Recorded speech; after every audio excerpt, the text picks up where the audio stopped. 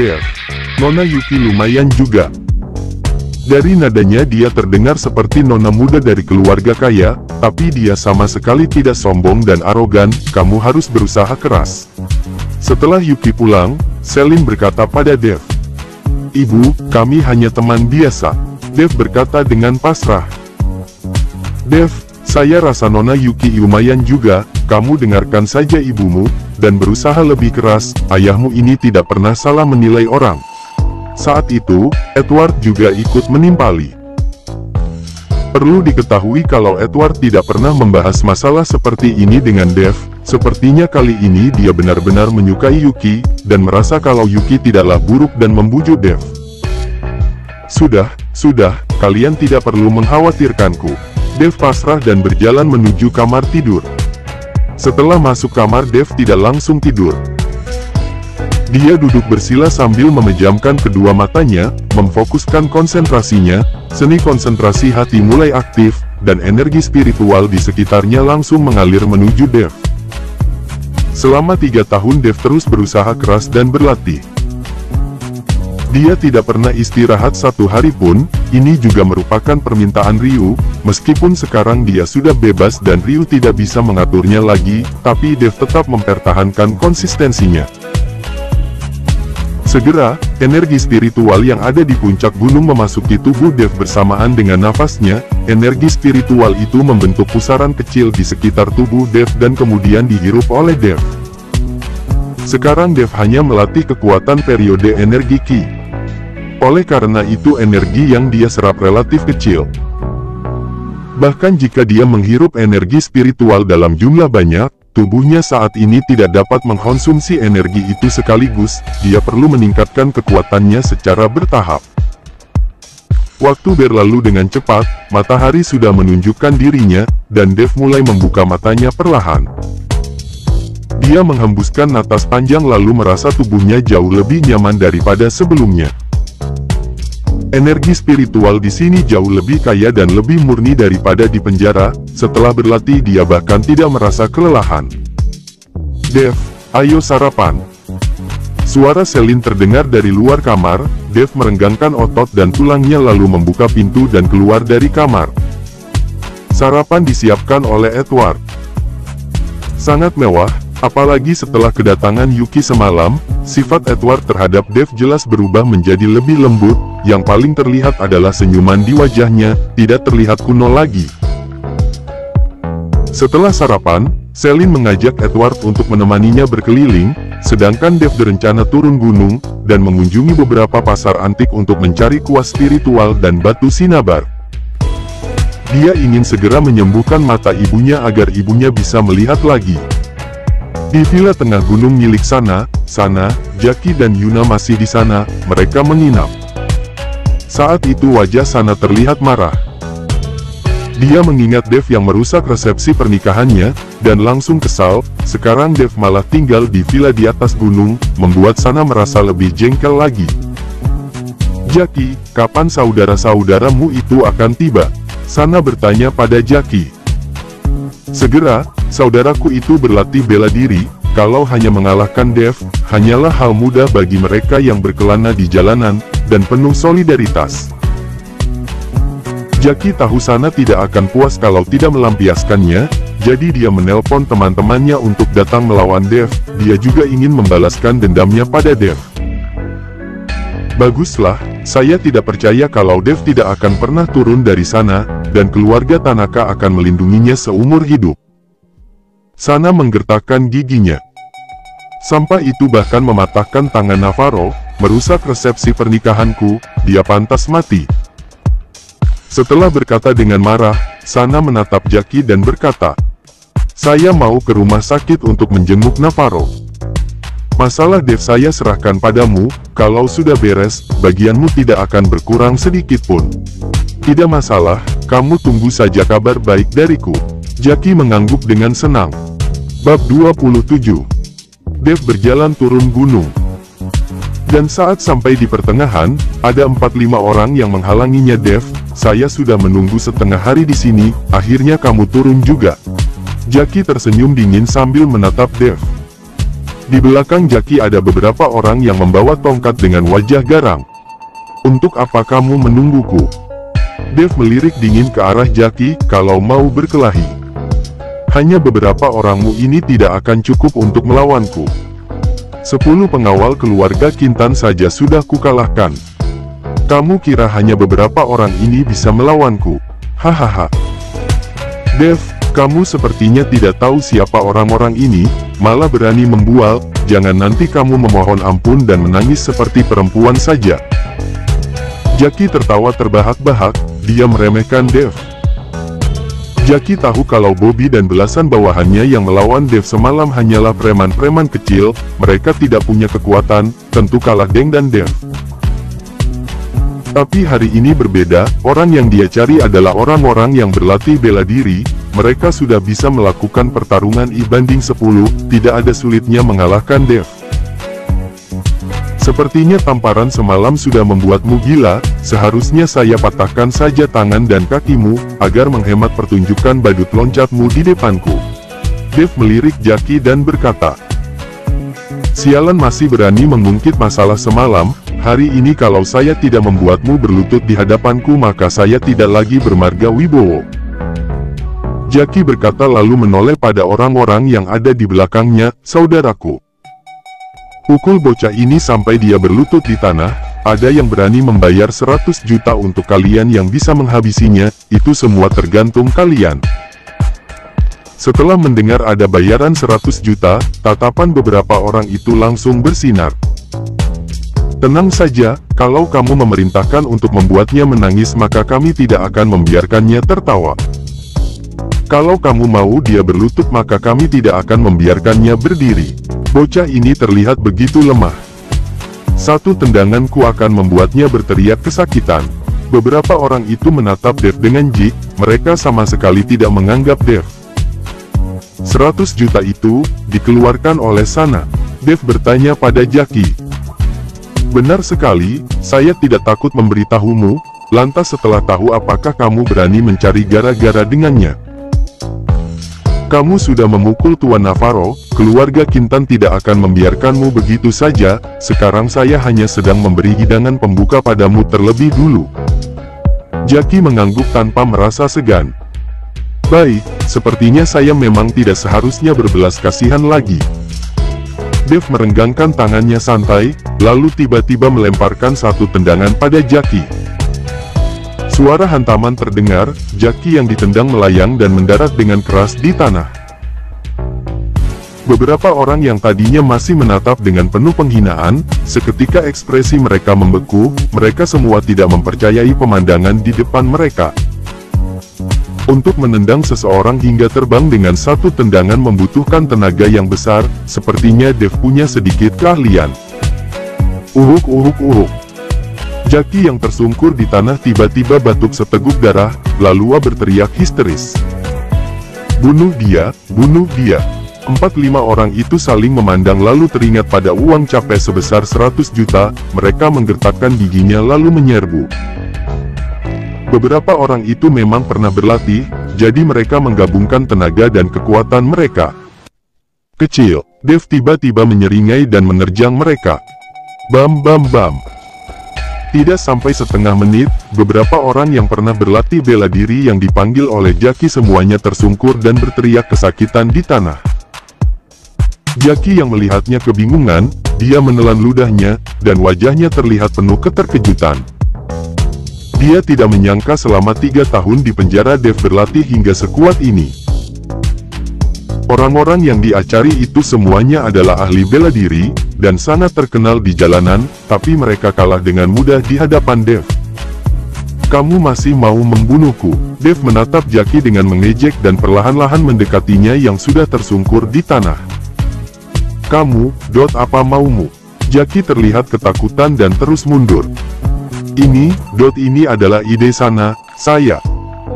Tapi belum sempat Jackie menyelesaikan kalimatnya, Dave mengangkat kaki dan menginjak lengan Jackie. Jackie berteriak kesakitan, dan lengannya terasa sangat sakit. Lengan Jackie patah. Jangan terus menggunakan sana untuk menekanku. Saya tidak peduli baik sana maupun Navarro, saya tidak akan membiarkan mereka begitu saja. Setelah berkata Dev langsung berbalik dan pergi, dia tidak menghiraukan jeritan kesakitannya Jackie. Bab 28. Pasar antik tepi jalan kota Surau. Pasar antik ini adalah pasar barang antik terbesar yang ada di seluruh kota Surau. Banyak pecinta barang antik akan datang kemari untuk berbelanja. Kios-kios memenuhi kedua sisi jalan, dan menjual berbagai jenis barang, seperti giok emas dan perak, kaligrafi dan lukisan-lukisan kuno, dan lain-lain. Di tempat ini, hampir tidak ada barang yang tidak bisa didapatkan. Tetapi keaslian barang tergantung pada kemampuan sendiri, sekalipun para ahli yang berpengetahuan luas bisa terjebak oleh teknologi pemalsuan di tempat ini yang terlalu kuat. Barang di sini yang asli dan palsu bercampur menjadi satu, bisa mendapatkan yang asli atau tidak itu tergantung dua hal, satu adalah kemampuan membedakan, dua adalah keberuntungan. Dev tidak pernah datang ke tempat seperti ini sebelumnya, sekarang dia melihat barang-barang yang mempesona ini dan merasa penasaran. Melihat ekspresi Dev, para pemilik kios merasa senang, pemuda ini jelas terlihat baru pertama kali datang, orang-orang seperti ini paling mudah ditipu. Adik, kamu sedang mencari apa? Di tokoku apapun ada, saya jamin semuanya asli. Seorang pemilik kios yang gemuk dan berminyak menarik Dev, wajahnya dipenuhi dengan senyuman ramah lalu berbisik pada Dev. Saya beritahu ya. Hari ini saya berhasil menggali beberapa barang dari bawah tanah dan menemukan barang-barang yang sudah berusia ribuan tahun. Kalau kamu membelinya, saya jamin harganya akan menjadi berlipat ganda. Dev melirik kios milik si gemuk itu. Tidak besar, hanya seukuran 2 meter, tapi dipenuhi dengan barang-barang yang tampak sudah sangat tua, bahkan ada beberapa perunggu yang bahkan sudah tertutupi oleh patina. Melihat Dev melirik ke arah kiosnya, si gemuk semakin bersemangat. Adik, lihat-lihat saja dulu, ada yang kamu suka. Karena di rumah saya ada yang sakit. Makanya saya menjual barang-barang ini. Kalau tidak saya bahkan tidak ingin menjualnya. Dev tidak memperdulikan pemilik kios itu, dia membungkukkan badannya dan mengambil sebuah besi karatan dan melihatnya dengan cermat. Karena semua barang yang ada di hadapannya terasa mati, hanya sebongkah besi karatan ini yang menarik perhatiannya, dari dalam bongkahan besi itu terus memancarkan energi spiritual. Adik, kamu memang punya selera yang baik. Ini adalah kartu pinggang penjaga dinasti King. Hanya saja sudah lama terendam air di bawah tanah. Makanya menjadi sebongkah besi karatan, namun bagaimanapun ini barang peninggalan dari istana, kalau kamu menyukainya saya akan menjualnya seharga 10 juta padamu. Si gemuk yang melihat Dev tertarik pada besi karatan itu langsung bergegas memperkenalkan. Si gemuk sialan itu sepertinya akan mendapatkan keuntungan lagi. Entah dari mana asal bongkahan besi karatan itu dia berani membuka harga 10 juta. Orang gegabah seperti itu tidak mengerti apa-apa. Mereka paling gampang ditipu, apalagi si gemuk yang meladeninya, pasti diperas. Pemilik kios lain yang ada di sekitar menguping lalu berbisik, mata mereka menatap iri pada si gemuk. Tapi, ini memang benar-benar barang bagus. Dev mengangguk, dia memegang bongkahan besi itu dan merasakan energi spiritual yang semakin kuat dari dalam. Si gemuk yang mendengarnya menyeringai lalu berkata dengan nada normal. Tentu saja. Barang-barangku ini barang-barang bagus, saya tidak pernah menipu, kalau bukan karena ada yang sakit di rumah, saya tidak akan menjualnya dengan harga 10 juta, itu adalah kesayanganku. Si gemuk berkata, matanya tiba-tiba memerah dan berderai air mata. Dev yang melihat akting si gemuk tersenyum sinis dalam hati. 10 juta, saya ambil, saya akan mentransfer uangnya padamu. Dev tidak ragu-ragu, dia mengeluarkan ponselnya dan bersiap mentransfer uang. Si gemuk yang mendengarnya langsung berbunga-bunga, dia mengeluarkan barcode tokonya. Adik ini benar-benar orang yang menyenangkan.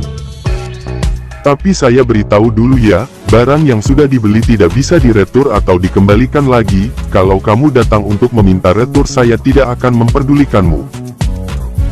Tenang saja, karena sudah kubeli, tidak akan kuretur. Kalau silap, berarti memang diriku sedang siap. Dev tersenyum lalu mentransfer 10 juta itu pada si gemuk. Saat mendengar bunyi notifikasi uang sudah diterima, si gemuk tiba-tiba tertawa keras. Bab 29. Pada saat itu, orang-orang yang ada di sekitar melihat Dev mengeluarkan 10 juta untuk membeli besi karatan. Mereka berbisik dan mencibir sambil menunjuk-nunjuk, wajah mereka penuh ejekan. Mereka mengira Dev masih muda untuk datang melihat-lihat di sini, dia jelas-jelas sedang diperas. Dev juga tidak memperdulikan mereka, dia juga tidak memperdulikan si gemuk yang tertawa. Sebaliknya, dia mengambil bongkahan besi karatan itu dan mulai mengosoknya dengan kuat. Ser.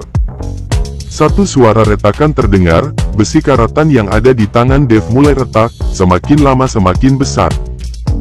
Wah, tenaga bocah itu lumayan juga. Dia membeli itu seharga 10 juta untuk melatih kekuatan tangannya. Dari pakaiannya dia tidak terlihat seperti orang kaya, baru dibeli sudah dirusak, bukankah itu arogan sekali? Orang-orang di sekitar merasa tidak masuk akal. Si gemuk juga memperhatikan Dev, dia penasaran dengan apa yang ingin Dev lakukan. Segera, besi karatan itu terbelah, dan dari dalam terlihat cahaya mengkilau yang bersinar. Sepotong batu giok yang hanya seukuran ibu jari, tetapi sebening kristal, berwarna hijau zamrud, muncul di dalamnya. Dev mengambil batu giok itu dan membuang cangkang berkarat itu. Ternyata energi spiritual tadi berasal, si gemuk bertanya sambil tersenyum-senyum. Tidak dijual. Dev menggelengkan kepalanya, dan berniat melangkah pergi dari kios si gemuk. Mendengar perkataan Dev yang menolak untuk menjualnya dan mau pergi begitu saja, wajah si gemuk menjadi serius, sangat berbeda dengan raut wajahnya tadi. Dik, sepertinya kamu keliru, batu giok itu milikku, mana boleh kamu bawa begitu saja. Punyamu. Dev tercengang.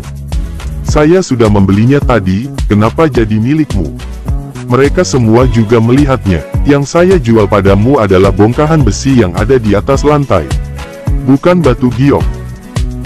Kamu boleh membawa bongkahan besi berkarat itu, tinggalkan batu gioknya. Selesai berkata si gemuk memanggil 5-6 orang pria kekar dari dalam rumah, wajah mereka terlihat galak. Bocah itu terlalu muda. Kalau tahu di dalamnya ada sesuatu, buka saja di rumah, dibuka di sini sama saja mencari masalah. Benar-benar sial, harta karun yang baru sampai di tangan akan segera hilang, batu giok itu paling tidak bernilai miliaran kan. Saya rasa miliaran pun tidak cukup. Orang-orang di sekitar merasa kasihan pada Dev tapi tidak ada satupun yang maju dan membantunya. Dev melihat beberapa pria kekar yang muncul dan menyeringai. Toko ilegal seperti kalian berani merebut barang orang. Kurangi omong kosongmu, berikan batu gioknya dan kamu boleh pergi, kalau tidak jangan harap kamu bisa pergi. Si gemuk melepas topengnya dan tidak lagi berpura-pura. Saya sudah dengar sejak lama kalau di pasar antik tepi jalan ini sangat kotor. Sepertinya memang benar ya, saya hari ini juga ingin tahu kalau saya tidak menyerahkan batu gioknya apa yang akan kalian perbuat padaku. Dev tersenyum sinis tanpa rasa takut. Perkataan Dev membuat seluruh pemilik kios yang ada di pasar antik tepi jalan tersinggung. Orang di sekitar mulai mencacinya, dan meminta si gemuk untuk segera turun tangan dan memberi pelajaran kepada Dev. Bocah, kamu cari mati. Selesai berkata, si gemuk langsung melayangkan tinjunya pada Dev. Suara angin menderu, si gemuk ini terlihat jelas berlatih bela diri, kalau tidak kekuatan dan kecepatannya tidak akan seperti ini. Tapi setelah dipikir, masuk akal juga, kalau tidak mempunyai kemampuan mana bisa membuka toko untuk menipu orang. Bab 30. Dev mendengus, dia mengulurkan tangannya lebih cepat dibandingkan si gemuk. Dev menampari wajah si gemuk dengan keras, sampai dia terhempas dan berputar-putar beberapa kali. Setengah wajahnya menjadi bengkak dan memerah, wajahnya yang memang sudah besar, setelah ditampari menjadi lebih bengkak dan mirip dengan kepala babi. Hajar dia, bunuh dia. Si gemuk berteriak jengkel. Beberapa pria kekar itu langsung menerjang ke arah Dev, sambil meraung-raung bam bam bam. Mereka yang baru bergerak tiba-tiba dalam sekejap mata ditendang kembali oleh Dev, dan jatuh tersungkur di tanah. Seketika semua orang tercengang, mereka yang tadinya berteriak-teriak sekarang menutup rapat mulut mereka. Bahkan ada yang diam-diam kabur, mereka tahu kalau hari ini yang datang adalah orang yang kuat. Setelah tertegun sesaat, S1 gemuk berkata dengan wajah muramnya, "Bocah, kamu berani membuat onar di pasar antik tepi jalan, kamu tahu siapa yang menjaga tempat ini? Ini adalah wilayah kekuasaan Yayasan Nusantara, Tuan Yansen yang menjaga tempat ini, kamu tinggal tunggu mati saja." Si gemuk mengeluarkan nama Yayasan Nusantara, bahkan kalau Raja Langit datang pun dia akan gemetar 3 kali mendengarnya. Jarang ada orang yang berani membuat keributan di pasar antik tepi jalan, bahkan inspektur, dan beberapa pejabat penting pun akan mundur dengan patuh setelah mendengar nama Yayasan Nusantara. Yayasan Nusantara. Dev tersenyum sinis. "Kalau saya bilang saya tidak takut pada Yayasan Nusantara, kamu bisa apa? Siapa yang tidak takut pada Yayasan Nusantara?" Dev baru menyelesaikan kalimatnya, tiba-tiba di belakang ada suara yang terdengar, orang yang mendengar suara itu langsung membuka jalan. Seorang pria dengan luka di wajah kirinya berjalan mendekat, dan di belakang itu ada belasan orang berwajah galak yang mengikutinya. Seketika, para pemilik kios dan orang-orang yang ada di sekitar langsung bergidik ngeri melihat orang itu. Sedangkan si gemuk yang melihatnya langsung merangkak ke arahnya, "Kak Javier. Bocah ini membuat keributan di sini, dia juga merebut batu giok yang ingin kuberikan kepada Tuan Yansen, itu adalah giok hijau, yang paling disukai oleh Tuan Yansen." Si gemuk ini benar-benar licik seperti ular. Giok hijau. Mata Javier bersinar. "Bocah, keluarkan batu giok itu untuk kulihat. Kamu bawahannya Yansen?"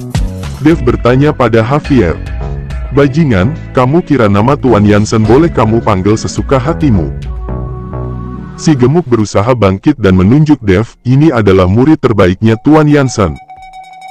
Kak Javier, dia yang mengatur keamanan di pasar antik tepi jalan." Dev tidak memperdulikan si gemuk, dan menatap Javier lalu menunjukkan cincinnya. "Apa kamu tahu cincin ini?" Javier melihat sebentar lalu berkata dengan jijik. "Hanya sebuah cincin busuk, untuk apa ku kenali, cepat serahkan batu giok hijau itu, maka saya akan mengampuni ketidaksopananmu terhadap Tuan Yansen." Dev mengeluarkan batu giok, warna hijau dari batu giok itu bercahaya, membuat mata Javier yang melihatnya juga bercahaya. "Cepat, berikan padaku." Javier melambaikan tangannya pada Dev. Dev memainkan batu giok itu dan berkata dengan santai, "Karena kamu tidak mengenali cincinku, kalau begitu, panggil Yansen kemari. Setelah dia kemari, kalau dia menginginkan batu giok ini maka akan kuberikan kepadanya." "Apa katamu?" Javier murka. "Kamu kira, Tuan Yansen bisa kamu temui sesuka hatimu? Kamu pikir siapa kamu? Dasar tidak tahu diri, sepertinya kamu memaksaku untuk turun tangan. Kalau kamu tidak mau memanggilnya, saya yang akan menelponnya." Dev mengeluarkan ponselnya. "Kamu punya nomor telepon Tuan Yansen?" Javier mengernyitkan keningnya. Kalau bukan orang yang punya hubungan dekat dengan Tuan Yansen, tidak akan mempunyai nomor teleponnya. Sekarang Dev tiba-tiba berkata dia akan menelpon Tuan Yansen, kalau begitu, dia pasti bukan orang biasa. 081166. Dev membacakan nomor telepon Yansen, dan berkata pada Javier, "Bagaimana, kamu yang mau menelpon atau aku?" Javier tertegun untuk sementara waktu. Dia perlahan-lahan mengeluarkan ponselnya dan menghubungi Yansen. Dia tidak tahu siapa Dev, tapi dia tidak berani memintanya untuk menelepon Yansen. Tak lama kemudian, telepon itu terhubung, dan suara malas Yansen datang dari sisi yang berlawanan. "Jelas, sudah waktunya." Yansen masih belum bangun. "Tuan Yansen, ada seseorang membuat masalah di pasar antik tepi jalan kota Surau. Dia mengatakan bahwa dia mengenalmu, dan menyuruhku untuk menghubungimu." Javier berkata dengan hati-hati. "Siapa orangnya?" Namanya. Jansen berkata, "Saya tidak tahu siapa namanya, tapi dia memiliki cincin tembaga di tangannya dengan lambang naga di atasnya. Sepertinya masih ada tanda di atasnya." Dia bertanya kepadaku apakah saya mengenal itu. Javier berkata, "Sial." Mendengar itu, Jansen melompat dari tempat tidurnya dengan gemerisik. "Javier, saya beritahu kepadamu, sebaiknya kamu melayani orang ini dengan baik. Jika kamu berani untuk membuatnya tidak senang, saya akan membunuh keluargamu. Ingat itu." Setelah Jansen selesai berbicara, dia langsung menutup teleponnya, memakai baju dan bergegas pergi ke pasar antik tepi jalan kota Surau. Javier mendengar suara sibuk di seberang telepon. Wajahnya seketika berubah. Dia telah bersama Jansen selama 10 tahun. Dia belum pernah melihat Jansen panik seperti ini sebelumnya. Meletakkan teleponnya, Javier menatap Dev. Seluruh orang gemetar seperti saringan. "Kak Javier, orang ini hanya berbicara omong kosong. Bagaimana Tuan Jansen bisa mengenal orang bodoh seperti itu? Dia pasti berbohong kepadamu. Cepat ambil giok itu kembali." Pemilik kios gemuk itu masih belum menemukan kelainan di mimik wajah Javier. Dia menatap Dev dengan jijik dan berkata, "Iya." Setelah selesai berbicara, Javier menamparkan pemilik kios gemuk itu dengan keras. "Sial, omong kosong apa? Kamulah yang bersikeras membeli dan menjualnya. Jangan berpikir saya tidak tahu. Saya berpikir kamu tidak ingin tinggal di sini lagi." Pemilik kios gemuk itu ditampar oleh Javier, dan dia langsung merasa pusing. Tidak tahu apa yang telah terjadi, tapi beberapa orang yang cerdas tampaknya tahu apa yang sedang terjadi. Mereka tahu pasti Dev memiliki dukungan yang kuat. "Tuan, saya meminta maaf atas kejadian tadi. Silahkan istirahat sebentar, Tuan Jansen akan segera datang." Javier berkata dengan Dev dengan wajah menyanjung. Dia tidak mengenal Dev. Dia tidak tahu bahwa Dev adalah penguasa dari kuil naga langit. Bahkan banyak dari anggota Yayasan Nusantara bahkan orang dalam juga tidak tahu. Ini semua adalah rahasia. Hanya beberapa orang dalam yang tahu. Begitu Dev mendengar bahwa Jansen akan datang, dia berencana untuk menunggu. Jika dia terus mencari dengan membabi buta, tidak tahu kapan baru bisa menemukan kuas spiritual dan batu sinabar. Karena Jansen yang menjaga pasar antik tepi jalan, dia pasti lebih kenal dengan hal-hal di sini, jadi Dev berencana untuk bertanya kepada Jansen. "Cepat datang bawa kursi untuk tuan ini sekarang juga." Javier menendang pemilik kios gemuk itu. Oh, pemilik kios gemuk itu seketika membodoh, dia bergegas memindahkan kursi dari dalam ruangan dan membiarkan Dev untuk duduk. Sekitar 10 menit kemudian, suara rem mobil tiba-tiba terdengar. Jansen membuka pintu dan bergegas kemari.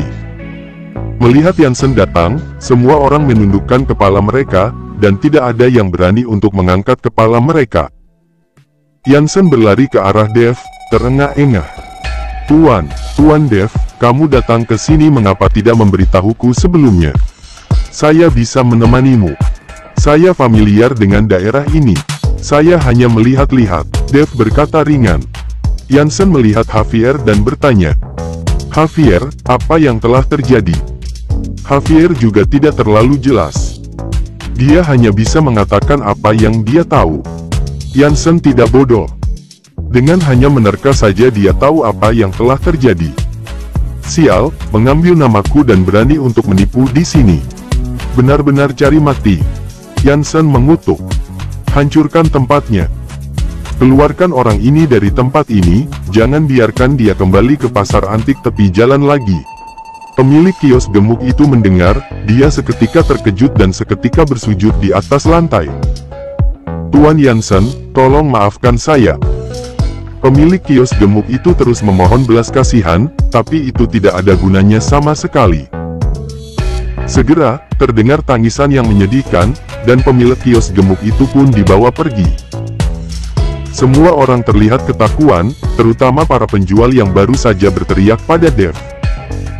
Beberapa dari mereka takut sampai terkencing di celana mereka. Bab 32. Javier, usir mereka semua dari sini, apa yang perlu dilihat lagi? Jansen berbicara kepada Javier. Pergi, semuanya keluar dari sini, apa yang perlu dilihat lagi? Kelak lain kali siapapun yang berani memaksakan penjualan atau pembelian akan berakhir seperti ini. Javier meraung ke arah kerumunan, semua orang takut dari berlari keluar. Tuan Dev, apakah ada yang Anda sukai? Di sini tidak ada barang-barang yang menarik, semuanya hanyalah barang jalanan. Barang-barang yang baik ada di dalam. Jansen berbicara kepada Dev. Saya hanya ingin membeli kuas spiritual dan batu sinabar, apakah di sini ada? Dev bertanya pada Jansen. Jansen tertegun. Dia tidak tahu apa arti sebenarnya dari kuas spiritual dan batu sinabar yang dicari Dev, bukankah itu ada di mana-mana? Tapi Jansen tidak berani bertanya. Jadi dia hanya bisa berkata, Tuan Dev, saya akan membawamu ke beberapa tempat antik untuk melihat, Anda dapat melihat siapa tahu barang yang Anda cari ada di sana. Saya juga tidak begitu tahu banyak tentang bisnis ini. Baiklah. Kamu saja yang memimpin jalannya. Jansen mengangguk. Jansen secara pribadi memimpin jalan. Para pemilik toko barang antik pun mengeluarkan semua harta karun mereka yang mereka simpan, tapi tak satu pun yang menarik perhatian Dev. Pada saat ini, Jansen terlihat sedikit bingung. Tuan Dev, pasar antik tepi jalan hanya sebesar ini, semua barang-barang yang bagus ada di sini. Jika Tuan tidak mendapatkan barang yang Anda cari, bagaimana jika saya mengirim anak buahku untuk mencarinya di tempat lain? Tidak perlu. Barang semacam ini tidak gampang ditemukan. Walaupun kalian menemukannya, tidak ada gunanya jika kalian tidak mengerti tentang barang itu. Dev melambaikan tangannya, bahkan jika dia membiarkan lebih banyak orang untuk pergi mencarinya, itu akan sia-sia saja. Benar juga. Jansen mengangguk. Pergi dan lanjutkanlah pekerjaanmu. Saya juga sudah harus kembali. Jika tidak ada, Dev juga tidak ingin untuk berada di sini lebih lama lagi. Tapi ketika Dev hendak pergi, Jansen tampaknya memikirkan sesuatu. Dia segera menghentikan Dev dan berkata, Tuan Dev, tunggu sebentar. Apa lagi? Dev bertanya. Tuan Dev, tiba-tiba terpikir olehku bahwa mungkin ada satu tempat yang sepertinya memiliki barang yang Anda cari. Setelah Jansen selesai berbicara, memerintahkan orang untuk segera membawa mobil kemari dan meminta Dev untuk naik ke dalam mobil. Di dalam mobil, Jansen memperkenalkan sedikit kepada Dev. Ternyata tempat di mana dia membawa Dev adalah sebuah villa. Pemilik dari villa itu adalah Indrawan, yang pernah menjadi pejabat pemerintah provinsi yang sekarang sudah pensiun. Setelah pensiun, Indrawan membangun sebuah villa di sebuah tempat yang indah di kota Surau, dan kemudian menikmati hari pensiunnya di sana. Namun, Indrawan mempunyai hobi untuk mengoleksi barang antik. Di dalam villa Indrawan, dapat terlihat barang antik memenuhi villanya, dan beberapa di antaranya berasal dari luar negeri. Kalau dibandingkan dengan villa Indrawan, pasar antik tepi jalan tidak ada apa-apanya. Dev tidak menyangka kota Surau sekecil ini, ada orang besar yang menikmati masa pensiunnya di sini. Jika bukan karena mengikuti Ryu selama 3 tahun, orang biasa seperti Dev tidak mungkin bisa mempunyai hubungan dengan orang-orang besar. Tak lama kemudian, mobil itu berhenti di depan sebuah villa antik. Seorang pelayan bergegas datang, dan berbisik beberapa kata dengan Jansen, dan bergegas lari kembali ke dalam rumah. Tak lama kemudian, seorang pria tua dengan jenggot putih dan tongkat keluar dari rumah. Ketika dia melihat Jansen, orang tua itu tertawa dan berkata, sangat jarang Tuan Besar Jansen bisa datang berkunjung ke sini. Tuan, jangan begitu. Panggil saja saya Jansen. Saya tidak berani menyandang kata Tuan Besar di depanmu. Jansen bergegas maju 2 langkah untuk bertemu dengannya, dan berkata dengan sopan, Gubernur Provinsi, meskipun dia sudah pensiun tetapi sepertinya kekuasaannya tidak kecil, jadi Jansen juga tidak berani untuk menyinggung perasaannya. Indrawan mengikuti Jansen dan berbincang beberapa kata. Melihat Dev yang ada di sebelah, dia menatap dan bertanya, "Tuan Yansen, pemuda ini sepertinya saya tidak familiar, dia." "Oh, ini adalah Tuan Dev. Kali ini saya mengajak Tuan Dev untuk datang mengunjungi Tuan Indrawan. Saya berharap Tuan Indrawan tidak keberatan." Yansen buru-buru menjelaskan. Mendengar Yansen memanggil pria berusia 20-an tahun itu dengan sebutan Tuan, tatapan mata Indrawan terlihat terkejut, tetapi itu hanya sesaat saja. Bab 33. Keduanya silahkan masuk. Indrawan mengangguk sedikit pada Dev, seolah sedang menyapa. Menurut yang dia lihat, seorang pemuda berumur di awal 20-an, yang dapat dipanggil Yansen dengan sebutan Tuan, seharusnya memiliki uang dan kekuasaan dari keluarganya, sehingga dia dihormati oleh Yansen, bukan karena dia memiliki keahlian dan kekuatan dari dirinya sendiri. Yansen dan Dev masuk ke dalam rumah Indrawan. Begitu mereka memasuki rumah itu, Dev merasakan energi yang kuat. Beberapa pohon besar yang ada di halaman menutupi sinar matahari. Berjalan terus ke dalam, air terjun palsu, paviliun, yang masing-masing memancarkan energi kuno yang kuat. Berapa umur pohon-pohon tua ini? Melihat pohon-pohon besar itu, Dev tidak bisa menahan dirinya untuk tidak bertanya. Karena energi yang kuat itu terpancar dari pohon-pohon besar ini. "Tuan Dev, pohon-pohon kuno ini semuanya baru 100-an tahun. Justru karena pohon-pohon inilah, halaman kuno ini dibangun di sini." Yansen mengikuti Dev dan menjelaskan. Dev mengangguk sedikit, yang bisa dianggap sebagai alasan mengapa Indrawan, seorang gubernur provinsi, memilih untuk datang ke kota surau kecil ini untuk menikmati masa tuanya. Tempat ini memiliki energi yang berlimpah, yang benar-benar cocok untuk menikmati masa pensiun. Selain itu, jika Anda tinggal di tempat ini untuk waktu yang lama dan menerima nutrisi dari energi itu, maka tubuh Anda akan menjadi lebih muda dan kuat. Setelah melewati koridor, Indrawan membawa Yansen dan Dev untuk masuk ke dalam ruang tamu. Di dalam ruang tamu itu berisi beragam perabot kuno, semuanya memiliki sejarah lebih dari 100 tahun, dan bahkan ada sebuah kursi yang diukir 9 naga besar ada di tengah ruang tamu itu. Di atas kursi naga itu diletak sebuah alas duduk berwarna emas, sepertinya kursi itu sangat sering diduduki oleh seseorang. Dev mengerutkan keningnya ketika melihat kursi naga itu, dan ekspresi wajahnya terlihat berubah menjadi sedikit aneh. "Keduanya silahkan duduk." Indrawan melambaikan tangannya dengan biasa, kemudian dia sendiri berjalan dan duduk di atas kursi naga tersebut. Setelah Yansen dan Dev duduk, Indrawan memanggil bawahannya untuk menuangkan teh. "Tuan Yansen, tidak mungkin Anda datang tanpa menginginkan sesuatu. Jika ada yang bisa saya bantu, tak usah ragu untuk mengatakannya." Indrawan tahu kedatangan Yansen, pasti ada alasan untuk mencarinya. Yansen melihat ke arah Dev. Dev berkata, "Kami tahu Tuan Indrawan suka untuk mengoleksi barang kuno. Jadi kami datang ingin bertanya kepada Anda apakah di sini ada kuas spiritual, yang pernah digunakan oleh penulis William Shakespeare dan batu sinabar yang terbuat dari darah hewan." "Kuas spiritual," Indrawan mengerutkan alisnya sambil berpikir. "Tuan Indrawan, pastinya kita tidak akan meminta barang itu dengan tangan kosong. Kalau Tuan Indrawan mempunyai barang itu di tempat ini, Tuan boleh membuka harga sesuka Tuan. Saya, Yansen, pasti tidak akan menolaknya."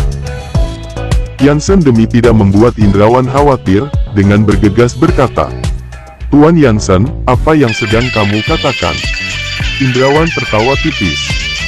"Kalau saya punya barang itu, saya juga akan memberinya kepada kalian. Uang bagiku apa ada artinya? Benar-benar, uang di mata Tuan Indrawan bagaikan pasir saja bukan?" Yansen terus-menerus menganggukkan kepalanya. Karena kuas kaligrafi seperti itu adalah barang habis pakai. Jadi hampir tidak mungkin untuk menyimpan kuas yang sudah digunakan. Namun mengenai batu sinabar yang dibuat dari darah hewan itu, saya tidak pernah mendengarnya. Indrawan menggelengkan kepalanya, tetapi dia melanjutkan dan berkata, "Tapi, jika ingin mencari barang seperti itu, Sepertinya di kuil-kuil akan lebih banyak daripada di sini, lagi pula barang seperti itu digunakan untuk mengusir setan, kuas yang mereka gunakan pasti berbau mistis. Ketika Indrawan mengatakan hal tersebut, dengan seketika Dev terlihat gembira. Dia bahkan melupakan tentang hal itu. Kuas yang digunakan para ahli untuk mengusir setan, pasti memiliki unsur mistis, bahkan batu sinabar juga. Sepertinya dia bisa pergi ke kuil untuk mencarinya. Untuk apa untuk mencarinya di pasar antik tepi jalan? Terima kasih atas nasihat dari Tuan Indrawan. Dev berdiri dan memberikan hormat kepada Indrawan. Hahaha, tidak perlu begitu segan, saya hanya berkata belaka saja. Indrawan tertawa. Tuan Indrawan, jika saya boleh bertanya, dari mana kamu mendapatkan kursi naga itu? Dev bertanya, mengapa? Apakah kamu melihat kursi naga itu bukan seperti kursi biasa? Terlihat rasa bangga di wajah Indrawan dan berkata, kursi ini dikirim dari luar negeri dengan harga yang cukup mahal. Ini adalah kursi naga yang asli, benda dari dinasti Ming, yang pernah diduduki oleh Kaisar. Indrawan meraba tangan kursi naga itu dengan lembut, kelihatan dia sangat menyukainya. Bab 34. Kursi naga itu adalah simbol status. Jika duduk di atas itu maka tubuh kita akan terasa sangat berwibawa. Meskipun barang koleksi Indrawan sangat banyak, tetapi kursi naga ini adalah barang favoritnya. Hampir setiap hari dia duduk di atas kursi itu, dan merasakan martabat bak malaikat. Tuan Indrawan, saya menyarankanmu sebaiknya untuk membakar kursi naga itu, bisa saja kamu akan hidup lebih lama. Dev berkata kepada Irawan. Apa maksud kamu? Indrawan mengerutkan alisnya. Bocah sepertimu, apakah kamu sedang mengutukku untuk mati? Indrawan marah. Jika bukan karena melihat adanya Yansen, Dev bahkan tidak pantas untuk masuk ke dalam kediaman Irawan. Bagaimana mungkin Irawan tidak marah, karena Dev tiba-tiba mengatakan hal bodoh itu? Tuan Irawan jangan marah. Tuan Dev bisa berkata seperti itu, pasti dia memiliki alasannya. Yansen buru-buru bangun dan menghalangi Irawan, lalu dia menatap Dev dan berkata, Tuan Dev, sepertinya kamu telah melihat beberapa petunjuk, kuharap kamu bisa menjelaskannya dengan jujur. Tuan Irawan juga bukan orang lain. Tentu saja Yansen tahu bahwa Dev memiliki kemampuan. Jika tidak, dia tidak mungkin menjadi penguasa kuil naga langit.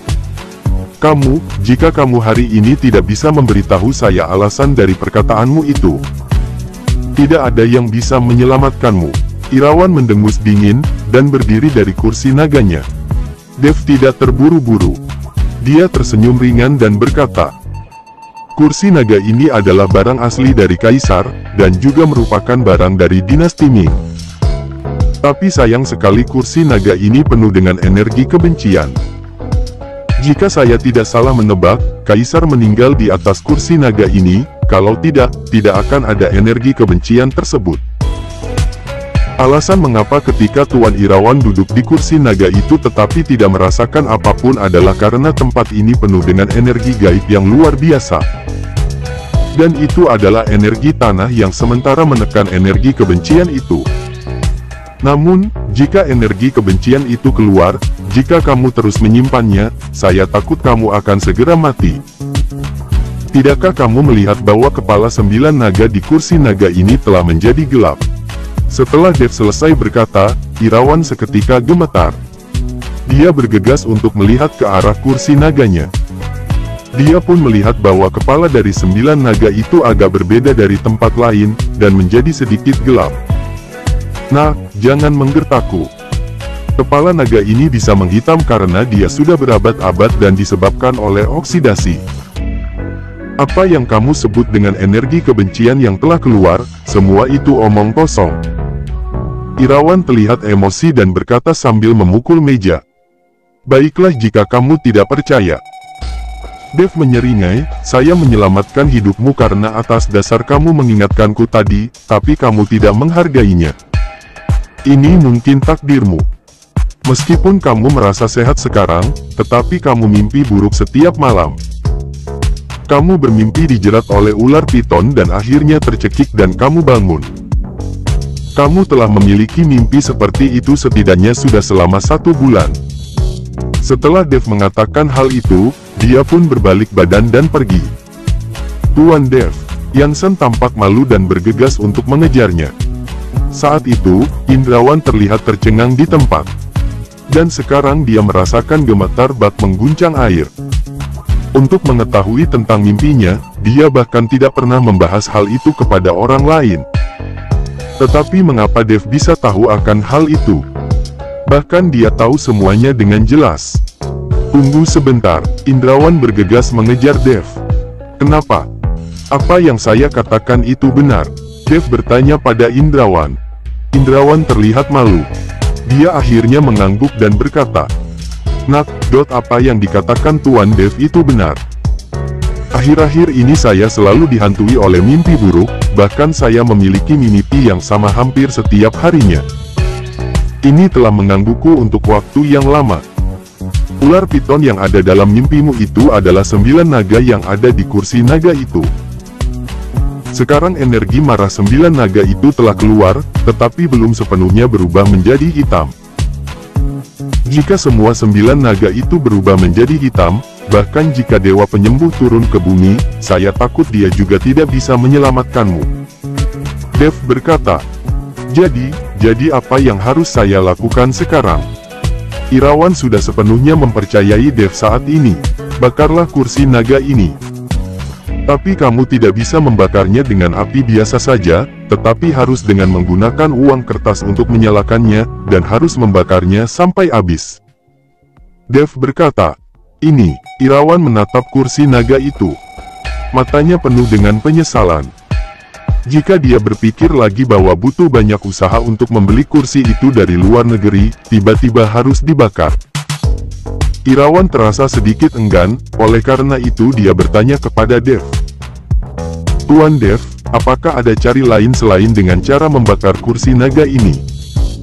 Bab 35. Ada. Dev mengangguk. "Saya bisa menghilangkan energi kebencian dari kursi naga ini dengan cara menghilangkan satu dari dendam naga ini saja." Setelah Irawan mendengar itu, dia terlihat sangat gembira. "Kalau begitu, tolong Tuan Dev, silahkan kamu melakukannya. Mengapa saya harus membantumu? Bukankah di matamu, saya hanyalah seorang penipu?" Dev menyindir. Ketika Irawan mendengar kata-kata itu, dia langsung berkata dengan malu, "Tuan Dev, saya hanyalah orang tua yang gegabah, tidak tahu sudah menyinggung Tuan Dev. Saya harap Tuan Dev tidak begitu perhitungan dan bisa menyelamatkan hidupku."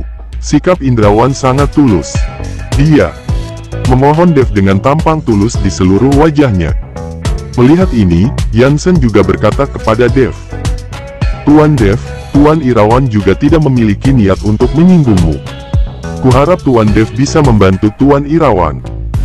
Kelak, kita masih bisa menggunakan tempat Tuan Irawan di masa depan." Alasan dari Yansen begitu jelas, yaitu perkembangan Yayasan Nusantara di kota Surau, dan juga bisa menggunakan tempat Irawan. Sekarang Dev membantu Irawan, juga bisa dianggap membantu kuil naga langit sendiri. Kelak di masa depan, jika Tuan Dev ingin menggunakan tempatku, saya tidak akan membantah. Irawan dengan cepat mengatakannya. Melihat ini, Dev mengangguk dan berkata, "Baiklah, saya akan membantumu membunuh naga-naga ini." Setelah selesai berkata, Dev berjalan ke depan kursi naga itu, dan satu tangan tiba-tiba menekan di atas kepala naga. Kemudian adegan aneh terjadi. Hanya melihat bahwa ukiran naga itu mulai bersinar dengan cahaya emas yang samar, diikuti oleh suara nyanyian naga. Suara itu terdengar sangat menyedihkan. Yansen dan Irawan terlihat terkejut. Di bawah cahaya emas, 9 naga hiu bergerak. Dan kemudian semuanya terbang ke udara memancarkan udara hitam. Menatap Dev dengan tatapan marah, seolah telah menghancurkan perbuatan yang telah dibuat mereka sesaat, seluruh ruang tamu diselimuti udara hitam. Yansen dan Irawan merasa sulit untuk bernapas. Beberapa ratus pohon yang ada di halaman juga tampaknya merasakan sesuatu, dan kemudian mulai bergerak. Daun-daun bergemerincing menjadi bola. Yansen dan Irawan tercengang melihat beberapa naga raksasa itu. Irawan, khususnya, seluruh tubuhnya basah kuyup. Ini adalah kursi naga yang dia duduki setiap hari. Tak disangka, ada hal jahat di dalamnya. Memikirkannya saja membuatnya takut. Beberapa energi kebencian naga itu usak dan menjadi kecewa dan berlari tersebar. Ekspresi Dev terlihat datar. Dia memainkan jarinya, dan cahaya emas itu seketika hilang ke dalam tubuh naga dalam sekejap. Lalu terdengar suara nyanyian dari naga lainnya. Beberapa naga itu menghilang dan berubah menjadi gumpulan asap hitam, dan menyelimuti Dev. Dev membuka mulutnya dan menghirup semua udara itu. Semua asap hitam disedot Dev ke dalam perutnya. Seketika, kondisi ruang tamu itu menjadi tenang. Jurus menenangkan diri yang diajarkan oleh Ryu sangat manjur. Bahkan bisa memperbaiki energi kebencian ini. Dev terlihat sangat senang seni konsentrasi hati ini dapat disempurnakan menjadi kekuatannya sendiri, bahkan bisa dipakai untuk mengubah energi kebencian menjadi energi spiritual. Setelah energi kebencian itu masuk ke dalam perut Dev, dia bisa merasakan bahwa kekuatan di dalam tubuhnya telah meningkat banyak. Setelah beberapa saat, Indrawan terbangun dari paniknya, bergegas maju dan memberikan hormat kepada Dev dan berkata, "Terima kasih Tuan Dev telah menyelamatkan hidup saya. Saya tidak akan pernah melupakannya. Sama-sama. Kami hanya meminta apa yang kami butuhkan." Dev melambaikan tangannya. Energi kebencian itu diserap dan disempurnakan, bahkan lebih efektif dari 40 hari latihan budidaya Dev. Indrawan tertegun, dia tidak mengerti maksud dari Dev, tapi dia juga tidak berani bertanya secara rinci. Lagi pula, ada banyak hal yang orang biasa tidak bisa mengerti. "Tuan Dev, kalau begitu kursi nagain." Indrawan melihat ke arah kursi naga itu dan bertanya dengan hati-hati. Sekarang, kursi naga ini telah menjadi kursi biasa. Ia sudah tidak memiliki penggunaan lain kecuali untuk memuaskan hasrat psikologi Anda. Namun, ada beberapa pohon kuno di halaman Anda yang perlu diurus dengan hati-hati. Mereka itu adalah dasar bagi dirimu untuk memperpanjang umur dan menguatkan kesehatan tubuhmu. Dev melihat ke arah beberapa pohon kuno itu dan berkata, "Sayang sekali pohon kuno ini tidak bisa ditransplantasikan. Jika tidak, Dev benar-benar ingin mengambil beberapa dan bawa ke puncak gunung perumahan Bumi Indah. Energi pohon kuno ini dapat membantunya untuk berlatih. Saya akan mengirim seseorang untuk merawat pohon-pohon kuno itu. Selain itu, saya akan membantu Tuan Dev untuk menemukan kuas spiritual dan batu sinabar yang kamu butuhkan.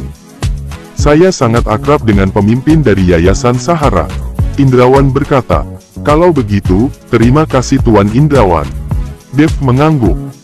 "Waktu sudah larut, saya juga seharusnya sudah boleh kembali." Dev melihat jam, waktu juga menunjukkan hampir waktu siang. Dia hendak pulang ke rumah untuk makan. "Jika Tuan Dev tidak keberatan, bagaimana jika kalau makan di sini saja? Saya akan memerintahkan seseorang untuk mempersiapkannya." Indrawan bertanya dengan hati-hati. Indrawan yang sekarang sangatlah mengagumi Dev, dia ingin menemukan kesempatan untuk mencari muka dengannya. Melihat tampang Indrawan seperti itu, Dev menganggukkan kepalanya. Itu sangat merepotkan Tuan Irawan. "Tidak repot, tidak repot." Indrawan terlihat sangat senang, segera langsung mempersiapkan makanannya.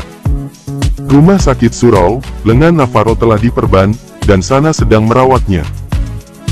"Dev, ketika saya sembuh, saya pasti akan membunuhnya." Navarro meraung dan melampiaskan amarahnya. Dia mematahkan lengannya, merusak acara pernikahannya, dan membuat keluarga Kintan menjadi bahan lelucon di kota Surau. Dia tidak bisa menerimanya. "Kak Navarro, janganlah kamu marah. Saya akan menyuruh Jaki untuk pergi menghabiskan si Dev itu. Kali ini saya akan mencari orang yang sudah terlatih, pasti akan menghabiskan Dev sampai mati." Sana berkata sambil mengupas jeruk. "Kalau bukan karena keluarga Tanaka menghalanginya, Dev pasti sudah mati." Navarro menggertakkan giginya dan tatapan matanya terlihat dingin. Dia mengambil jeruk yang dikupas oleh Sana dan melemparkannya ke dalam mulutnya. Tepat pada saat itu, telepon genggam Sana berdering. Setelah terhubung, raut wajah Sana berubah dengan cepat, dan kemudian dengan cepat dia menutup telepon itu. "Siapa?" tanya Navarro. "Jackie menelepon." Dia berkata, "Mereka semua dihabisi oleh Dev, bahkan lengan Jackie juga patah." Sana mengerutkan keningnya. Apa yang telah dipelajari Dev selama 3 tahun di penjara? Bagaimana dia bisa menjadi begitu hebat dalam berkelahi? Sampah. Teman sekelas kamu yang tidak berguna. Orang mahir apa yang mereka cari, semuanya hanyalah sampah. Sepertinya saya harus pergi mencarinya sendiri. Navarro bahkan terlihat makin marah saat ini. Melihat Sana yang ada di depannya, dia menariknya dan langsung merobek pakaiannya. "Ah, Kak Navarro!" Sana berteriak. Mereka sedang berada di kamar rumah sakit.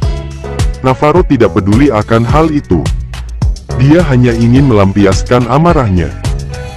Tetapi ketika dia hendak melampiaskan amarahnya, dia menyadari bahwa dia tidak bisa melakukan apa-apa. Navarro panik.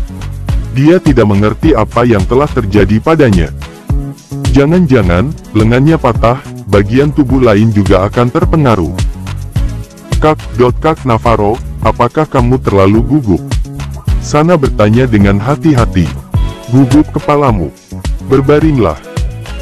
Navarro dengan kuat mendorong Sana, dan mulai sibuk lagi, tapi tidak peduli seberapa sibuk dia, tidak ada gunanya. Uruk-uruk. Saat itu, Robert masuk ke dalam. Melihat putranya sedang bermain dengan Sana. Wajahnya memerah dan dia batuk 2 kali. Navarro terkejut, dan Sana bahkan lebih terkejut dan bergegas untuk mengenakan pakaiannya. "Omong kosong apa ini? Lenganmu patah. Kamu masih bisa melakukan hal seperti ini?" Robert memarahi Navarro. Navarro menundukkan kepalanya, tapi matanya penuh dengan amarah. "Ayah, saya ingin Dev mati. Saya pasti akan membuatnya mati." Navarro menyalahkan Dev atas kegagalannya. Dialah yang mematahkan lengannya dan membuatnya seperti sekarang ini. Memang Dev yang melakukan ini. Tapi dia tidak mematahkan lengannya, melainkan ketika mereka berada di kediaman keluarga Chandra, Dev langsung menghancurkan kemampuan Navarro untuk menjadi seorang pria. "Kamu tidak perlu khawatir tentang hal ini. Kamu hanya perlu untuk merawat dirimu saja. Dev, saya masih ingin menyelidikinya. Jansen bahkan tidak berani menyentuhnya. Saya ingin melihat latar belakang dari anak ini, seberapa besar backingan yang dia miliki." Meskipun Robert sangat marah, tetapi pikirannya tidak kacau. Dia tahu bahwa Jansen tidak berani menyentuh Dev, pasti ada alasan di balik itu. Bab 37. "Ayah, anak itu, tutup mulutmu." Tidak menunggu Navarro selesai berbicara, Robert menatapnya dengan tatapan penuh amarah, membuat Navarro takut dan tidak berani berkata apa-apa. "Paman Robert, saya sangat kenal dengan Dev. Dia tidak memiliki latar belakang yang luar biasa. Saya sudah kenal dengannya sejak masuk perguruan tinggi. Ayahnya dulu adalah seorang pegawai sipil. Sekarang sudah dipecat dan menjadi tukang sapu jalanan. Kamu jangan terkecoh olehnya." Sana membereskan pakaiannya dan berkata kepada Robert, "Apa yang kamu tahu?" Robert memberi Sana tatapan dingin. "Dalam pandangan perempuan, Navarro tidak akan seperti ini jika bukan karena kamu. Dasar pembawa sial." Setelah Robert selesai berbicara, dia langsung pergi. Sebenarnya Robert menentang pernikahan Navarro dengan Sana. Lagi pula kedua keluarga mereka sama sekali tidak sebanding.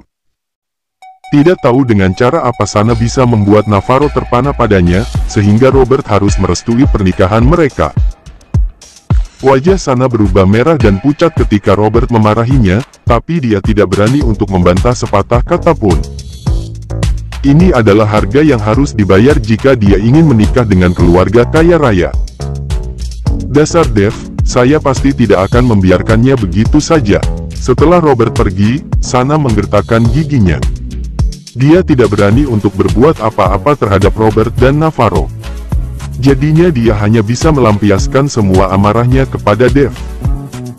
Kediaman Pratomo, Indrawan, Jansen dan Dev bertiga sedang menikmati waktu sambil meminum anggur merah. Mereka makan dengan sangat gembira. Para pelayan di samping melihat Dev yang masih muda, bisa duduk bersama dua tokoh besar di kota surau sambil berbicara dan tertawa. Mereka semua cukup iri. "Tuan Dev, hari ini kita hanya makan biasa saja. Besok, saya akan mengadakan perjamuan besar di Hotel Sawasde dan mengundang orang-orang dari pemerintah kota surau dan para kalangan bisnis untuk hadir. Saya ingin memperkenalkan Tuan Dev secara langsung." Indrawan berkata dengan wajah bangganya. Arti dari kata-kata Indrawan sangat jelas, yaitu membuka jalan untuk Dev. Setelah perjamuan kali ini, takutnya tidak ada lagi yang berani untuk mengganggu Dev di kota surau lagi. Dev ingin menolaknya. Dia tidak mau terlalu heboh. Dia hanya ingin melatih dirinya dan menunggu kedatangan tanggal 15 bulan ke-7 dengan tentram. Namun, sebelum Dev membuka mulutnya, Yansen mengatakan, "Kalau begitu, saya mewakili Tuan Dev untuk berterima kasih kepada Tuan Irawan. Dengan perkenalan kali ini, akan lebih mudah bagi Tuan Dev untuk bertindak di kota surau." Dev melihat Yansen mewakilinya untuk menjawab hal itu. Dia juga tidak bisa mengatakan apa-apa lagi, hanya bisa mengangguk sedikit dan berkata, "Tuan Irawan, kamu terlalu sungkan." Setelah tiga orang itu saling menyapa, Dev dan Yansen pun pergi. "Tuan, bawahanmu baru saja mewakili dirimu untuk menerima undangan itu. Kuharap Tuan tidak menyalahkanku. Meskipun kuil naga langit kita berkembang pesat, dan pengaruhnya juga telah berkembang. Tetapi selain di kota surau, kita sekarang sangat susah untuk berpindah.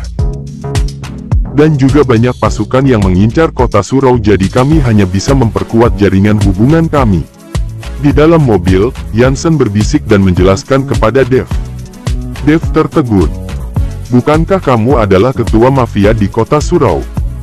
Apakah masih ada orang yang berani melawan dirimu?" Dev tidak mengerti. Yansen di kota surau bagaikan langit. Selain politisi, siapa lagi yang berani mengganggu Yansen? Yansen tertegun mendengarnya, wajahnya terlihat sangat canggung dan berkata, "Tuan, itu hanya sanjungan dari orang biasa. Di seluruh kota surau, selain anggota Yayasan Nusantara dan geng Naga Api dan Bulan Bintang yang memiliki kekuatan yang besar. Di antara mereka, juga ada kelompok kekuatan kecil yang tak terhitung jumlahnya. Kami, Yayasan Nusantara dan geng Naga Api adalah musuh bebuyutan. Setiap tahun pasti melawan satu sama lain, dan saling melukai. Tapi, pemimpin geng Naga Api, Stanley, tidak tahu di mana dia belajar jurus Qigong. Saya takut saya bukan lagi lawannya sekarang." Melihat Yansen, Dev dapat melihat bahwa Yansen tidak memiliki kehidupan yang baik beberapa tahun terakhir ini. Di mata orang luar, yang mereka lihat hanya penampilannya saja. Orang-orang seperti mereka, nyawanya berada dalam bahaya setiap saat. Jika ada orang yang cari masalah denganmu, kamu boleh langsung saja mencariku." Dev berkata dingin. Karena Yayasan Nusantara adalah markas bawahannya, tentu saja Dev tidak bisa mengabaikannya. Yansen sangat senang. Adanya kata-kata dari Tuan, "Saya tidak takut akan apapun lagi." Di depan Tuan, hantu dan dewa juga memberi jalan, apalagi hanya seorang Sanley. Yansen melihat sendiri Dev menghancurkan 9 naga hari ini. Dia juga sangat terkejut dan kagum. Dev tersenyum. Dia tidak menyangka bahwa Yansen begitu pandai untuk mengangkat seseorang dengan kata-katanya. Bab 38. Setelah Dev pulang, orang tuanya tidak ada di rumah. Mereka seharusnya pergi keluar untuk jalan-jalan. Lingkungan seperti ini, akan lebih baik untuk banyak pergi keluar. Tidak ada yang mengganggu. Dev mulai berlatih di kamarnya. Dia harus mempergunakan waktu sebaik-baiknya untuk berlatih, karena dia tidak tahu apa yang akan dia hadapi pada tanggal 15 bulan ke-7 nanti. Meskipun Ryu mengatakan dia akan memberinya kesempatan besar pada hari itu, siapa tahu kesempatan itu juga akan disertai dengan bahaya. Duduk bersilang kaki dan mulai bermeditasi, Dev berlatih sepanjang malam tanpa makan malam sama sekali. Ketika Dev membuka mata, asap berwarna hitam bertubi-tubi keluar dari mulutnya. Tidak disangka kekuatan dendam naga bisa begitu hebat. Dave dengan lembut menggepalkan tinjuannya dan merasakan kekuatan dalam tubuhnya. Tidak disangka Dave bisa menerobosnya. Sekarang, Dave telah mencapai tingkatan kelima dalam latihan Qigong. Ketika dia di penjara selama 3 tahun dan berlatih di bawah bimbingan Ryu, dia baru saja menerobos tingkat 4 dalam latihan Qigong. Tapi kemarin, dia menyerap kekuatan 9 naga dan langsung bisa menerobos ke tingkatan kelima, yang membuat Dave sangat gembira. Dave sepertinya menemukan cara untuk mempercepat pelatihannya. Selama dia bisa menyerap lebih banyak kekuatan kebencian dan melatihnya, maka pelatihannya akan berkembang pesat. Sangat disayangkan bahwa hal semacam ini tidak selalu bisa ditemukan. Di mana kita dapat menemukan begitu banyak energi kebencian. Dengan lembut menghela napasnya, Dave beranjak dari tempat tidur, dan merapikan pakaiannya. Apakah itu Nyonya Tanaka? Meskipun saya tidak melihatnya, tetapi saya bisa mendengar langkah ketika kamu berjalan. Saat itu, suara Selin terdengar dari ruang tamu di luar. Didi, kamu memang hebat. Yuki tersenyum. Jangan kamu asik panggil kakak. Kamu terlalu segan, panggil saja Yuki. Baik, memang terlalu segan. Saya akan memanggilmu Yuki. Wajah Selin penuh senyum, dan mengangguk. Apakah kamu datang mencari Dave? Dia ada di dalam kamar dan belum keluar. Dave, cepatlah bangun. Yuki datang mencarimu. Selin berteriak ke arah kamar Dave. Didi, tidak usah berteriak. Saya akan pergi memanggilnya. Yuki berkata, sambil berjalan menuju ke kamar Dave. Selin mendengar Yuki berjalan menuju ke kamar Dave, seluruh orangnya hampir melompat penuh kegembiraan. Anak ini masih membohongiku bahwa mereka adalah teman biasa. Apakah seorang teman biasa bisa langsung jalan menuju ke arah tempat tidur? Saya benar-benar ingin melihat seperti apa calon menantuku. Selin bergumam pada dirinya sendiri. Istriku, saya memberitahumu. Rupa Nona Yuki. Saya takut tidak ada orang yang secantik dirinya di kota surau. Edward berjalan ke arah Selin, dan berbisik di telinganya. Benarkah? Selin terlihat terkejut. Dia tahu Edward sangat pemilih. Tahun itu ketika Dave dan Sana bersama, Edward bersikeras membantah. Sekarang, Edward bisa berkata seperti itu, kelihatannya rupa Yuki benar-benar sudah tidak bisa dipungkiri lagi. Putraku memang berkompeten. Baru saja keluar, bisa mendapatkan pacar cantik seperti itu. Masih bisa menyembunyikannya dari kami. Wajah Selin penuh bangga. Tentu saja, tidak peduli anak dengan siapa. Ada saya di depan, anakku tidak kalah. Edward sangat puas dengan Dave saat ini. Wajahnya yang sebelumnya suram sekarang menjadi senyum sepanjang hari. Ayolah, jangan berbual lagi. Bawa saya keluar jalan-jalan dan biarkan mereka berdua memiliki waktu mereka. Selin berkata sambil menarik Edward keluar dari villa. Di satu sisi, Yuki mendorong pintu dan masuk ke dalam kamar Dave. Ketika dia melihat Dave sedang beranjak turun dari kasurnya dan sedang merapikan bajunya, Yuki tertegun. Bukankah kamu sudah bangun sekarang? Kenapa? Kamu tidak ingin saya bangun? Ingin melihat rupaku ketika tidak memakai pakaian, Dave berkata sambil bercanda. Hah, siapa yang ingin melihatmu tanpa baju? Yuki membalikkan matanya, tetapi hatinya sedikit merasakan getaran. Dave bisa bercanda dengannya, mencerminkan bahwa hubungan mereka sudah berkembang. Saya ada urusan denganmu, ikut saya. Yuki menarik Dave pergi tanpa memberi alasan apapun. Dave ingin bertanya kemana mereka akan pergi, tapi Yuki langsung menarik Dave ke dalam mobil. Namun, ketika dia melihat waktu, masih sangat awal untuk pergi ke acara perjamuan yang diundang oleh Irawan. Dave akhirnya pergi mengikuti Yuki. Bab 39. Mall Surau, ini adalah pusat pembelanjaan ternama di kota Surau, hampir setiap merek-merek ternama ada di sini. Melihat Yuki membawanya kemari, Dave sedikit terkejut. Kamu ingin saya menemanimu belanja? Dave bertanya dengan malu-malu.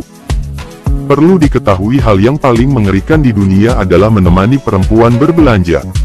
Dev sudah pernah merasakannya. Ketika dia menemani Sana berbelanja, mereka menghabiskan waktu 1 hari untuk berkeliling, dia sampai kewalahan. "Kenapa, kamu tidak bersedia untuk menemaniku?" Yuki memandang Dev dan berkata. "Bukan begitu," Dev menggelengkan kepalanya. Sebenarnya, menemani Yuki berbelanja, Dev bahkan merasa sedikit bangga. Bagaimanapun identitas dan penampilan Yuki adalah kelas atas. Bisa menemani wanita seperti dia untuk pergi berbelanja. Pastinya akan banyak orang yang iri padanya. Namun, Dev sudah ada janji siang nanti. Dia telah berjanji kepada Indrawan, tidak mungkin dia mengingkari janjinya begitu saja. "Saya ada hal lain yang harus dilakukan siang nanti. Saya takut hal itu akan tertunda." Dev berkata jujur. "Saya tidak peduli apa yang harus kamu lakukan. Tugas kamu sekarang adalah untuk menemaniku berbelanja." Ketika Yuki selesai berbicara, dia menarik Dev masuk ke dalam pusat pembelanjaan. Melihat berbagai macam barang yang ada, Yuki menarik Dev untuk pergi ke area pakaian pria dan kemudian mengambil beberapa baju dan dibidikkan ke arah tubuh Dev satu persatu. "Kamu ingin membelikan saya baju?" Dev berkata sedikit terkejut. "Jika saya tidak membelinya untukmu, siapa yang akan membelinya?" "Lemari yang ada di rumahku sudah tidak muat lagi," Yuki berkata, tetapi tangannya tidak berhenti. Helai demi helai dia mencarinya. Akhirnya dia memilih satu set jas dan memberikannya ke tangan Dev. "Cobalah." Dev mengambil jas tersebut. Seketika tidak bergerak, Yuki bertanya, "Kenapa? Apakah harus saya memakaikannya untukmu?" "Tidak perlu." Dev dengan panik menggelengkan kepalanya dan bergegas masuk ke dalam ruang ganti. Melihat ekspresi terkejut Dev, Yuki pun tertawa. Tatapan matanya yang lebih semakin terpancar. Ketika Dev selesai mengganti pakaiannya dan berjalan keluar, pandangan Yuki tiba-tiba terlihat cerah. Dia melihat Dev dari atas sampai bawah. Dengan terkejut dia berkata, "Tidak disangka kamu begitu kompeten. Setelah mengenakan baju ini, kamu terlihat jauh lebih tampan." Melihat Yuki memandangnya dengan gila, Dev juga tidak bisa menahan dirinya untuk bercermin. Melihat diri sendiri terlihat lebih tampan. Sejak dia di penjara dan berlatih dengan Ryu, kebutuhan materi bagi Dev semakin berkurang. Sekarang dia telah keluar dari penjara. Meskipun dia punya banyak uang, tetapi dia selalu memakai pakaian lamanya. Dia tidak pernah berpikiran untuk mengganti pakaiannya. Jika dia punya waktu untuk berbelanja, lebih bagus dia menggunakan waktu itu untuk berlatih. "Kamu ingin mengajak diriku kemana?" "Acara pernikahan," Dev bertanya kepada Yuki. "Kamu tidak usah peduli. Ini bahkan lebih penting daripada acara perkawinan." Yuki menarik Dev dan pergi untuk membeli sepatu dan jam tangan. Dia langsung merubah Dev menjadi pria kaya dan tampan. Dev hanya bisa pasrah dan diseret oleh Yuki, dan lama-kelamaan barang yang ada di tubuh Dev semakin banyak. Yuki menghabiskan ratusan juta untuk membeli dasi, tali pinggang dan bahkan sebuah korek api untuk Dev. Dengan barang yang Dev pakai dari kepala ke kaki setidaknya ada ratusan juta. Bukankah ini terlalu berlebihan? Memakai kostum itu, Dev merasa sendiri tidak berani untuk berjalan keluar. Dia tidak mengerti apa yang dipikirkan oleh orang kaya seperti Yuki. Menghabiskan puluhan juta untuk sebuah pakaian dan ratusan ribu untuk membeli sebuah korek api. Apa makna dari itu semua? Tidak ada yang berlebihan tentang hal ini. Kamu dulu memakai pakaian yang terlalu lusuh. Saya tidak akan membiarkanmu berpakaian seperti itu lagi, atau saya akan ditertawakan oleh orang lain. Yuki berkata ringan. Tapi setelah dia mengatakan hal itu, Yuki segera merasa dia telah salah kata, dan seketika wajahnya berubah merah. Dev juga mendengarnya dan tersenyum. "Saya yang memakai pakaian lusuh. Kenapa kamu yang ditertawakan?" Ketika Dev bertanya, wajah Yuki terlihat semakin merah. Dia hanya bisa menatap Dev dan berkata, "Saya mengatakan di depan umum bahwa saya akan menjadi pacarmu. Tentu saja, yang lain menganggapnya serius.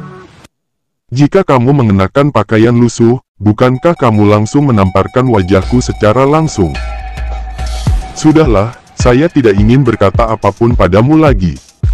Saya mau pergi ke kamar mandi, kamu tunggu saya di sini. Yuki membuat alasan dan bergegas pergi. Bab 40. Dev tertawa dan menanti Yuki di tempat.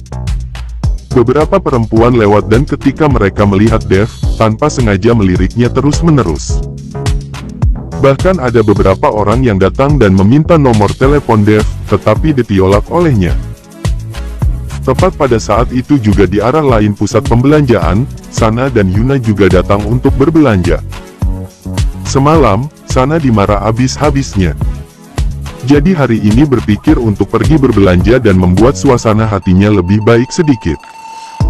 Sana, cepat lihat ke sini, di depan ada pria yang tampan. Bagian belakang tubuhnya saja sudah terlihat sangat menarik. Yuna berkata kepada Sana dengan antusias. Mendengar perkataan Yuna, Sana pun bergegas memalingkan kepalanya. Dia melihat seorang pria tinggi, memakai jas, berdiri tegap di depannya.